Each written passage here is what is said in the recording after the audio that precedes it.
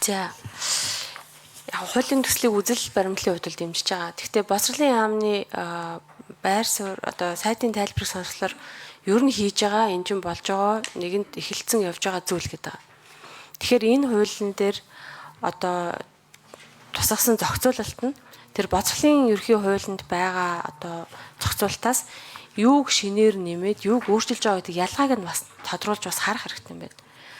Нэгдүгээр хоёрт гэвэл яг нь ер нь бол хүүхэд бол ээж аав асран хамгаалагчаас холдсон цагаас эхлээд эмзэг нөхцөлд ордог гэсэн үг. Одоо 4-ийн хувьд бол тэгэхээр бага насны хүүхэд бол түнд нөхцөлд ээж аваасаа холдонгууд тэр хүүхдийн одоо эмзэг байдал руу орж ийнэ гэж юу үздэг шүү дээ. Тэгэхээр энэ утгаараа бол маш чухал энэ явуулын сургууль гэдэм үү боловсрол болох нь. Нөгөө талд энэ ярьж байгаа энэ одоо аргачлалыг бид нар хөгжлөмшөлөө хүүхдүүдээр хийж уулна болох хэрэгтэй байхгүй одоо нэг явуулын сургууль гэдэг чинь нөгөө орчиж чадахгүй байгаа хүүхдүүдэд тэгэхээр хэрвээ тийм хүүхдүүдийг хамруулад ингээд явна гэвэл энэ дэр зохицуултын хувьд одоо байгаа нөөц болцоо нь хэр юм бол тоо гэдэг нэг юм бас бодогдоод байна л да.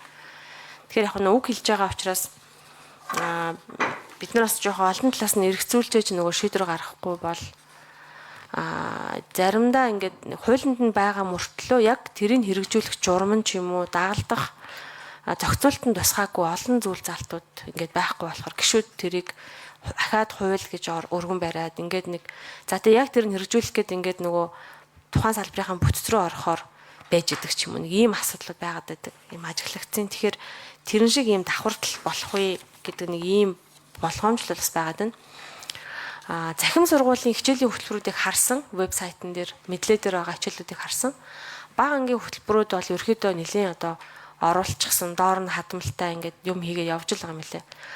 Зүгээр захин сургууль чинь нөгөө үйлчилгээ хүргэж байгаа хүмүүс өөрсдөө мэдээлэл оруулж байгаагаа ажил гэж тооцоод байгаа болохоос тэр хичээлийг нь яг аваад сурж байгаа хүүхдүүдийнхаа өөрчлөлт акцийг нь бол хэмжиж байгааг нь бол тайлан дээр харагдахгүй мэддэхгүй байгаа байхгүй. Тэгэхээр энэ хууль тэрийг сайжруулах юм болов гэдэг нэг ийм асуудлыг бас хармаар байгаа. Тодруулж ер нь бол нөгөө талаа бид рүү асуусан чинь хариултаас аваагүй. Монголд ер нь яг энтэй төстэй ямар шийдэл байсан бэ? Ямар одоо хувилбар байсан бэ?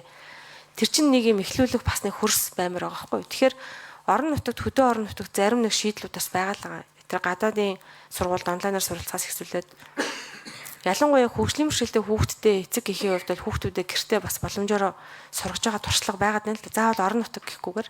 Тэгэхээр энэ энтрийг нийлүүлж агаад тэгээд тэр нь одоогийн байгаа боловсролын ерхий хууль дагалдах журмуудад тусагдсанараа аль хэсэг нь дутуу болчоод аль хэсгэн дээр яг заавал хууль байж болохгүй болчиход байгаа юм болоо гэдэг ялгааг нөгөө тод том руу харах хэрэгтэй байгаа байхгүй. Эсвэл тэрийг бид нар цай ойлгуулах ч юм уу.